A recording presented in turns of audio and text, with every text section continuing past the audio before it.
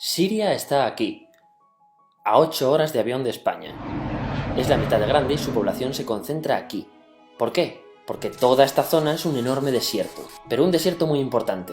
Tiene un tercio de las reservas de petróleo del mundo y también de gas natural, según algunos el nuevo petróleo. Para sacarlo de aquí y llevarlo a Europa, hay que rodear toda esta península y salir por el canal de Suez. Como te puedes imaginar, aquí te cobran. Pero hay otra manera más fácil, la línea recta. El que controle estas tuberías las puede abrir y cerrar, como un grifo. Si no pagas, no hay petróleo, ni gas.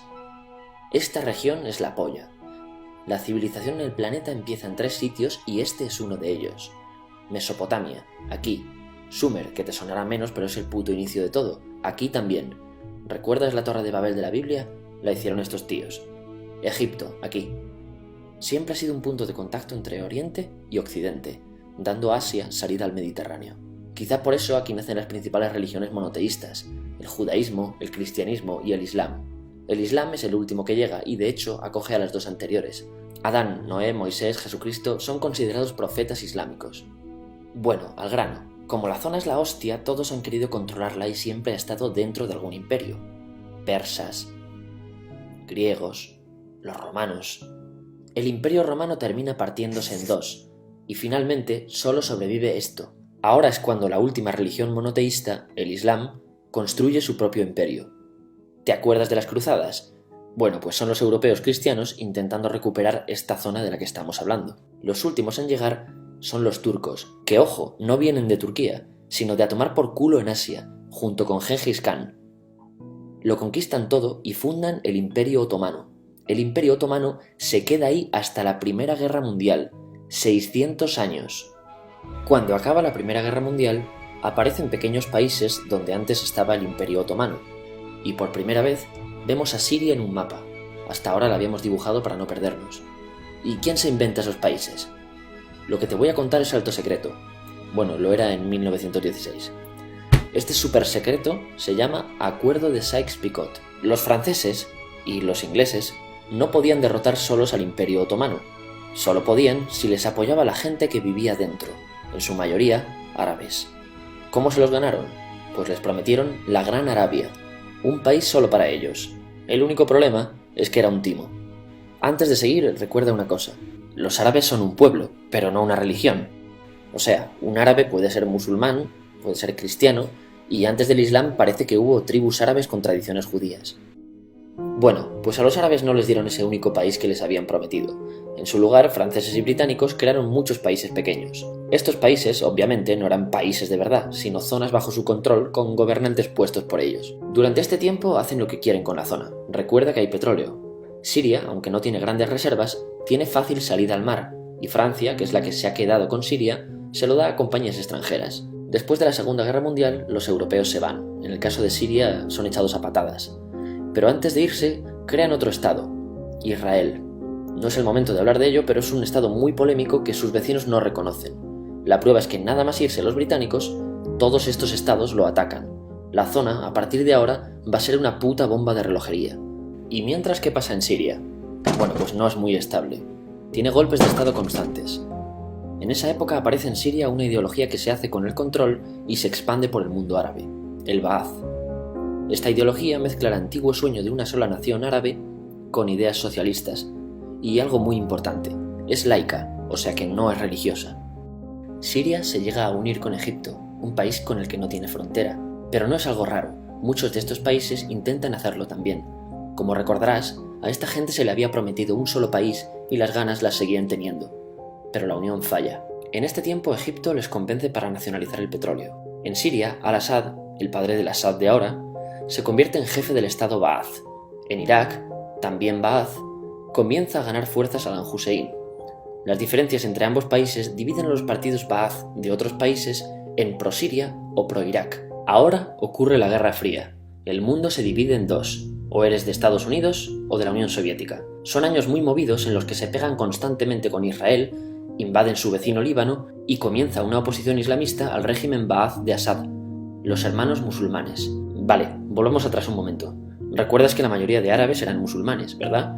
Pues dentro de los musulmanes hay dos ramas fundamentales, los suníes, la mayoría, y los chiíes. En el caso de Siria, a pesar de ser un estado laico, los gobernantes como Assad y jefes militares eran chiíes, los cuales representan menos del 13%. En cambio, casi el 70% de la población es suní. Un dato curioso es que los cristianos son casi el 10%. Que los chiíes controlen el gobierno y el ejército mosquea a la población suní, y este sentimiento es aprovechado por los hermanos musulmanes, islamistas radicales suníes. Estos toman las armas en la ciudad de Hama en contra del gobierno, y Assad acaba con la revuelta a costa de matar miles de civiles y encarcelar a mucha gente. En el año 2000, Assad padre muere y le sucede Assad hijo. Ante las presiones libera a muchos presos, trae internet y esperanzas de cambio. Hay un periodo de gran debate político y aparece la oposición. También vuelven los hermanos musulmanes. Los siguientes años son difíciles, arrestan a la oposición, y Bush incluye Siria en el eje del mal, y esto la aísla. Está mal visto negociar con Siria. Los kurdos, un pueblo que vive distribuido por varios países de la zona, empiezan a protestar también. Hay represión y muertos. En 2011, te sonará esto, ocurre la Primavera Árabe. ¿Qué es esto? Bueno, es una protesta que se va propagando por todos los países árabes pidiendo más democracia. Como ves, el mundo árabe, a pesar de estar dividido en países, tiene tendencias generales. Cuando llega a Siria, Assad hijo termina usando el ejército y en los enfrentamientos mueren unas 1000 personas. Los enfrentamientos irán escalando hasta que se conviertan en guerra civil. No hay un momento exacto de inicio.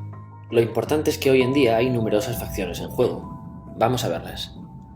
Pero primero piensa en que todo está dividido entre chiíes, la minoría, y suníes, la mayoría. Chiíes y además laicos, o sea no religiosos, son el gobierno de Al-Assad. Controla todo esto, que si recuerdas son básicamente las zonas chiíes del país. El gobierno de Assad está enfrentado al resto. También mayoritariamente laico, pero suní, es el Ejército Libre de Siria o FSA en inglés. Junto con el Frente Islámico, que es religioso, y otros 70 y pico grupos más, forman una coalición que la prensa llama simplemente la oposición. También suníes e islamistas, pero radicales, son Al-Nusra, llamados Al-Qaeda en Siria, porque son básicamente eso, Al-Qaeda en Siria. Otros islamistas radicales son el ISIS o Estado Islámico. Salen de Al-Qaeda en Irak, controlan la mayor parte de Siria e Irak y se han hecho famosos por sus atrocidades. Su objetivo teórico impacta a muchos. Es un Estado Islámico a lo largo de Asia, África y Levante, aunque a ti ya te suena, ¿verdad? En naranja tenemos al pueblo kurdo, que recordarás porque el presidente Al-Assad lo reprimió, al igual que gobiernos de países próximos también hacen. Ahora controlan militarmente esta zona. Antes de terminar, repasemos los apoyos internacionales a fecha de octubre de 2015. Las fuerzas de Al-Assad son apoyadas por Rusia, que ya tenía base militar en el país antes del conflicto, por Irán y por China. Todos son países de lo que Europa llama Oriente. En contra de Assad, apoyando a la llamada oposición, luchan Estados Unidos, Turquía, Francia, Gran Bretaña y Arabia Saudí. Podemos terminar con algunas conclusiones. Te advierto que esto ya es pura opinión. Si recapitulamos, vemos que la región es estratégica.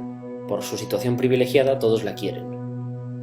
Siria siempre ha estado bajo el paraguas de grandes imperios.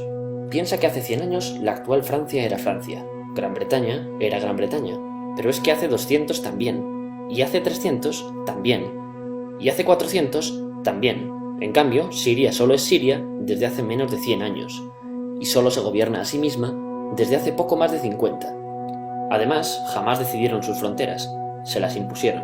Europa divide Oriente Medio a su antojo para controlarlo, diseñando países sin tener en cuenta su población.